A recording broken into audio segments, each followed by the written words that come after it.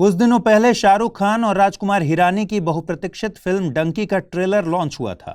इसके नाम को लेकर बहुत से कयास लगाए जा रहे थे, लेकिन ट्रेलर के लॉन्च होने के साथ ही ये पता चला कि ये फिल्म मूल रूप से भारत से यूएसए, यूके और कनाडा में अवैध रूप से प्रवेश करने की प्रक्रिया पर आधारित है। आपको जानकर हैरानी होगी कि आज यूएसए में अवैध तरीके से प्रवेश करने वाले अनडॉक्यूमेंटेड इमिग्रेंट्स में 5वीं सबसे बड़ी संख्या भारतीय इमिग्रेंट्स की है।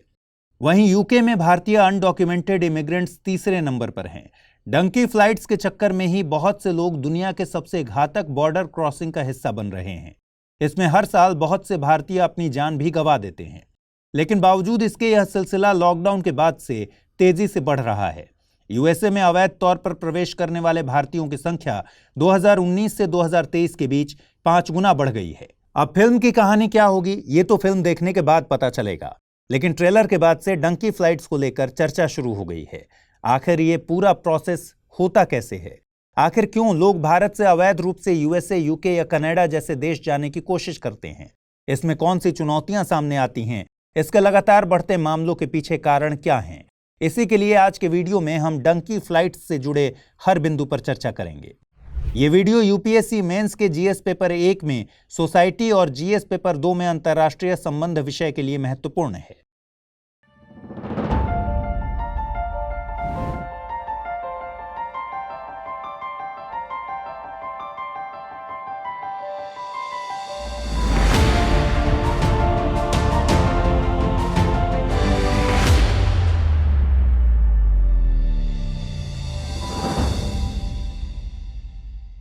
सबसे पहले जानते हैं कि डंकी फ्लाइट्स क्या हैं। डंकी फ्लाइट्स या डंकी मेथड कोई इंटरनेशनल नॉमेनक्लेचर से निकला हुआ शब्द नहीं है, बल्कि इसका इस्तेमाल पंजाब से यूके, यूएसए और कनाडा जाने वाले नॉन डॉक्यूमेंटेड गैर प्रवासियों के लिए किया जाता है। यह टर्म दुनिया भर में तब पॉपुलर हुआ जब इस पर माइग्रेशन पॉलिसी इंस्टीट्यूट ने 2014 में एक रिसर्च पब्लिश की। इसमें शोधकर्ताओं ने पंजाब से यूके जाने वाले अनडॉक्यूमेंटेड इमिग्रेंट्स का अध्ययन किया। शोधकर्ताओं ने पाया कि डंकी फ्लाइट एक पंजाबी कहावत पर आधारित है। पंजाबी में डंकी का मतलब होता है एक जगह से दूसरी जगह कूदना। दरअसल होता यह है कि जब किसी को अपने मनचाहे देश में लीगल तरीके से एंट्री नहीं मिल पाती तो वो इसके लिए गैरकानूनी प्रक्रिया को चुनता है। भारत के मामले में ज्यादातर लोग यूके, यूएसए और कनाडा जैसे देशों में अवैध रूप से घुसपैठ करने की कोशिश करते हैं।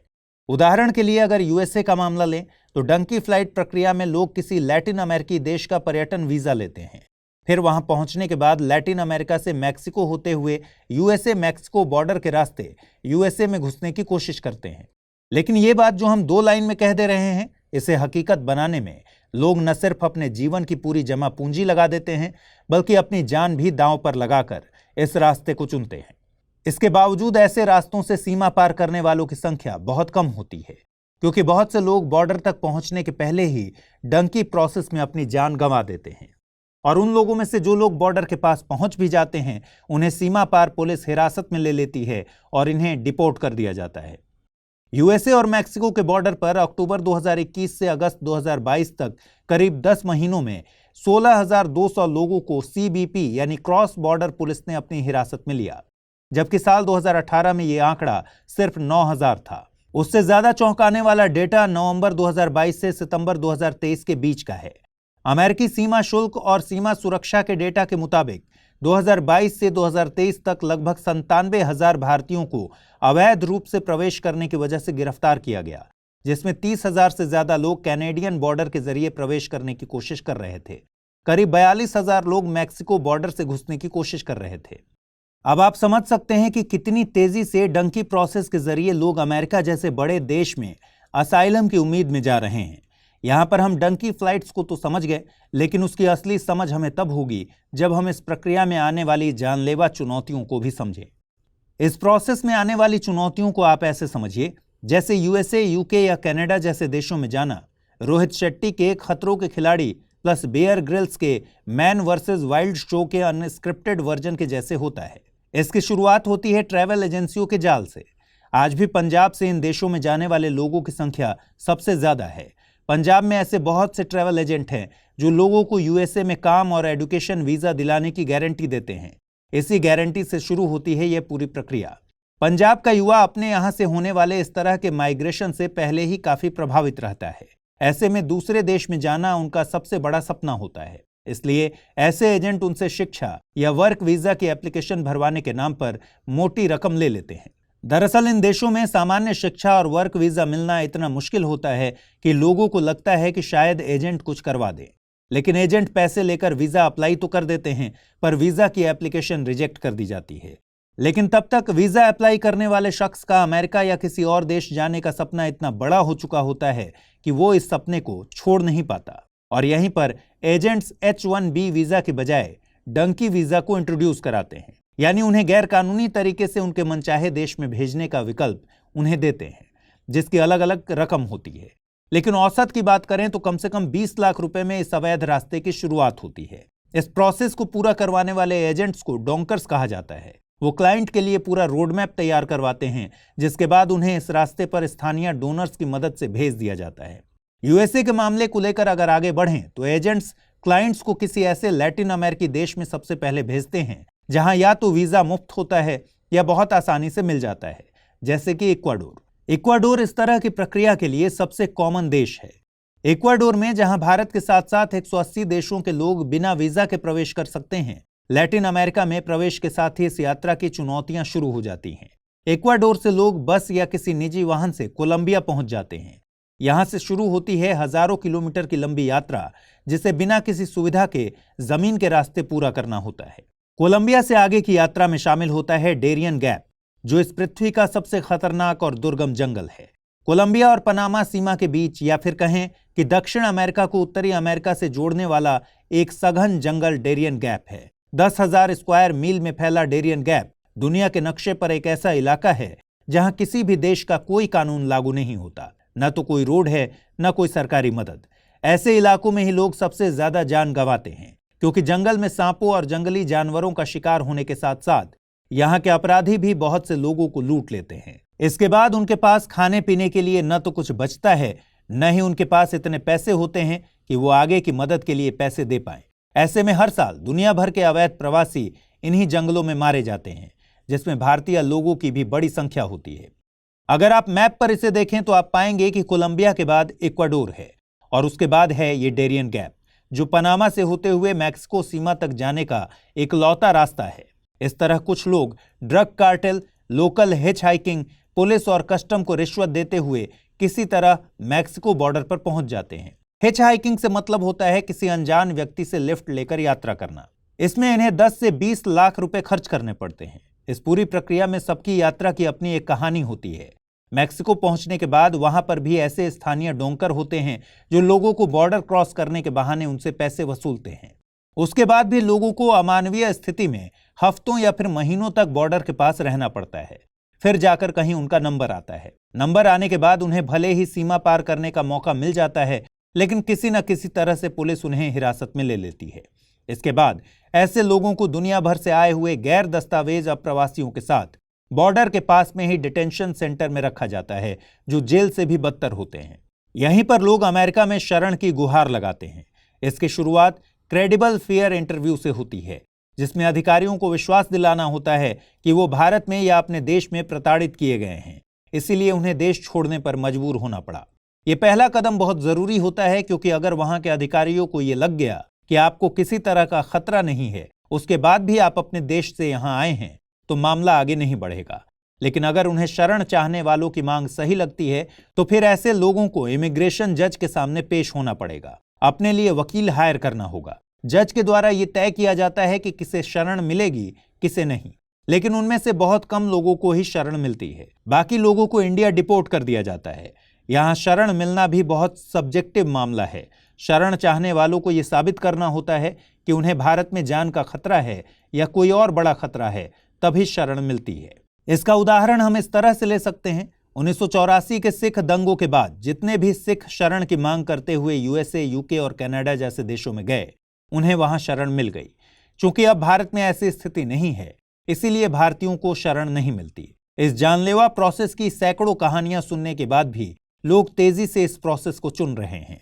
ऐसे में आइए समझते हैं कि भारत में डंकी वीजा के मामले क्यों तेजी से बढ़ रहे हैं। भारत से अमेरिका या फिर अमेरिका जैसे देशों में इलीगल माइग्रेशन बढ़ रहा है। अगर आप और नजदीक से विश्लेषण करेंगे तो यह समस्या पंजाब, हिमाचल और हरियाणा जैसे राज्यों में ही देखने को मिलेगी।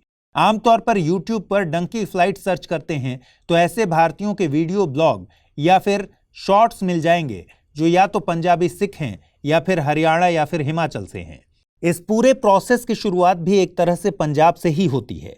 आजादी के कुछ दशक बाद से ही उत्तर अमेरिकी महाद्वीप में पंजाब से प्रवास शुरू हो गया। जो लोग बहुत शुरुआत में अमेरिका और कनाडा जैसे देशों में पहुंच गए, उनके सफल जीवन की कहानियां आज भी स्थानीय पंजाबी युवाओं के बीच मोटिवेशन का काम करती हैं। लोग वैसी ही बेहतर जिंदगी की तलाश में, ज्यादा दौलत और कम मेहनत की लालच में इस रास्ते को चुनते हैं। ज्यादातर पंजाबी सितारे, गायक और रैपर्स ऐसे ही देशों से अपना करियर बनाते हैं। यही प्रसिद्धि और धन की लालसा फिर स्थानीय पंजाबियों को अमेरिकी, कनाडाई या फिर यूरोपीय सपने दिखाती है। इसे हकीकत बनाने के लिए लोग कानूनी या अवैध किसी भी रास्ते से आगे बढ़ने को तैयार हो जाते हैं। अब चूंकि कानूनी तौर पर एंट्री इतनी आसान होती नहीं, इसलिए लोग डंकी फ्लाइट्स का उदाहरण लेकर इसी रास्ते पर चल पड़ते हैं। ऐसे लोग मानते हैं कि डंकी फ्लाइट्स में आने वाली परेशानियां उनके सुनहरे भविष्य की तुलना में कुछ भी नहीं। ऐसी ही उम्मीद लेकर आजकल हरियाणा, हिमाचल और गुजरात के लोग भी इस रूट को अपना रहे हैं। बेहतर जीवन के अलावा दूसरा सबसे बड़ा कारण है अलगाववाद की भावना। वैसे तो खालिस्तान को पंजाब में समर्थन करने वाले लोग मिल ही जाएंगे, लेकिन ज्यादातर इस आंदोलन को देश से बाहर रहने वाले सिख समुदाय के लोग ही चला रहे हैं। भारत से अलग राज्य बनाने की भावना की वजह से पंजाब के सिख समुदाय के लोग इस तरह से भारत छोड़कर ऐसे देश में जाने की कोशिश करते हैं जहां कुछ सिख लोग ये दिखाते हैं कि वो भारत में सुरक्षित नहीं है, उनके साथ भेदभाव किया जा रहा है। इस वजह से ऐसे बड़े देश उन्हें अपने यहां शरण दे देते हैं। हाल के दिनों में खालिस्तानी आंदोलन में तेजी देखने को मिली है और उसके खिलाफ सरकार के कदम भी तेज हैं। इसीलिए पंजाब में रहने वाले अलगाववादी डंकी फ्लाइट्स के रास्ते देश छोड़ने की कोशिश करते हैं। बढ़ती डंकी फ्लाइट्स में एक बहुत बड़ा फैक्टर LGBTQ समुदाय का भी है। अवैध तरीकों से अमेरिका जाने वाले भारतीयों में हाल ही में इस समुदाय के लोग तेजी से बढ़े हैं। दरअसल इस समुदाय के लोग भारतीय रूढ़िवादी समाज और यहाँ के कानूनों को अपने लिए सुरक्षित नहीं समझते। उनका मानना है कि भले ही भारत में LGBTQ को अपराध मुक्त कर दिया गया है, लेकिन देश में उनके लिए कोई जगह नहीं है। अपने पिछले वीडियो में हमने भारत में समलैंगिकता को लेकर डिटेल में बात की है, आप उसे देख सकते हैं। लेकिन उन्हें इस बात का यकीन है कि अमेरिका के खुले समाज में वे लोग अपना लिए जाएंगे। जो भेदभाव उन्हें भारत में झेलना पड़ता है, वैसा उन्हें अमेरिका में झेलने को नहीं मिलेगा। दरअसल USA LGBTQ समुदाय को लेकर काफी वेलकमिंग देश बना हुआ है, जहां इस समुदाय को समलैंगिक विवाह से लेकर कई कानूनी अधिकार दिए जा रहे हैं। इसी वजह से ऐसे लोग तेजी से अमेरिकी समाज का हिस्सा बनने के लिए डंकी फ्लाइट्स ले रहे हैं। LGBTQ के साथ दलित और मुस्लिम समुदाय के लोग भी भेदभाव के डर से देश छोड़ने के नाम पर ऐसे रास्ते अपना रहे हैं। विशेषज्ञों की माने तो भारत से आने वाले लोगों की संख्या में तेजी से बढ़ोतरी हो रही है, क्योंकि यहां पहुंचने में सफल रहे लोग उन्हें बुलाते हैं। जो लोग भी बॉर्डर पार करके इस तरह से शरण लेने में सफल हो रहे हैं, उन्हें डंकी फ्लाइट्स की सफल लैंडिंग की तरह देखा जाता है। ऐसे में जितनी ज्यादा सफल लैंडिंग हो रही है, उससे ज्यादा लोग डंकी फ्लाइट से उड़ान भर रहे हैं। यहां पर एक और फैक्टर को समझे तो इसमें कहीं ना कहीं अमेरिका का स्वागत करने वाला चेहरा भी जिम्मेदार है, जिसमें एक दोहरापन नजर आता है। इसे ऐसे समझें कि आज भी अमेरिका में भारतीयों को वर्क वीजा मिलना बहुत मुश्किल है, लेकिन दूसरी तरफ वही अमेरिका अपने दरवाजे उन लोगों के लिए खोल देता है जो अवैध रूप से अमेरिका में प्रवेश करने की कोशिश करते हैं। इससे USA ये शो करता है कि भारत में भेदभाव बहुत ज्यादा है और वहां के लोग USA की शरण में आना चाहते हैं। इसी वजह से अमेरिका ने उन्हें शरण दी। इस तरह US अपनी महान छवि और भारत की खराब छवि दुनिया के सामने रखता है। यहां सवाल ये उठता है कि अगर अमेरिका शरण दे सकता है तो फिर वर्क वीजा या एडुकेशन वीजा को इतना सख्त क्यों बनाया गया है, जो हर साल हजारों की संख्या में लोगों को अवैध रूप से USA के दरवाजे पर लाकर खड़ा कर देता है। कहीं ना कहीं ये अमेरिका जैसे देशों का दोहरा रवैया है, जिसकी वजह से लोग कानूनी तरीकों को चुनने के बजाय इल्लीगल डंकी फ्लाइट्स को बार बार चुनते हैं। साथ ही USA इस तस्करी के रैकेट के खिलाफ कोई कदम क्यों नहीं उठाता। इल्लीगल इमिग्रेशन से न सिर्फ लोगों की जान और पैसे का संकट खड़ा होता है, बल्कि देश की छवि भी खराब होती है। एक तरफ भारत तेजी से आर्थिक रूप से आगे बढ़ रहा है, दूसरी तरफ ऐसी डंकी फ्लाइट्स के मामले देश की छवि के खिलाफ हैं, जिसके लिए बेरोजगारी भी जिम्मेदार है। इस वजह से लोगों को संतोषजनक और बेहतर जीवन के लिए USA, UK और कनाडा की राह आसान लग रही है। इन हालातों में केंद्र सरकार के साथ साथ राज्य सरकारों की भी जिम्मेदारी बनती है कि वो अपने राज्य के युवाओं के भविष्य को भारत में ही सुरक्षित करें। साथ ही राज्य सरकार अपने यहाँ फैले ऐसे डंकी फ्लाइट्स रैकेट को भी खत्म करें, जिससे सिर्फ बेहतर भविष्य की मृग मरीचिका से लोग अपनी जान जोखिम में न डालें और देश से ये अवैध पलायन कम हो। मिलते हैं अगले वीडियो में किसी नए मुद्दे के साथ। तब तक के लिए नमस्कार।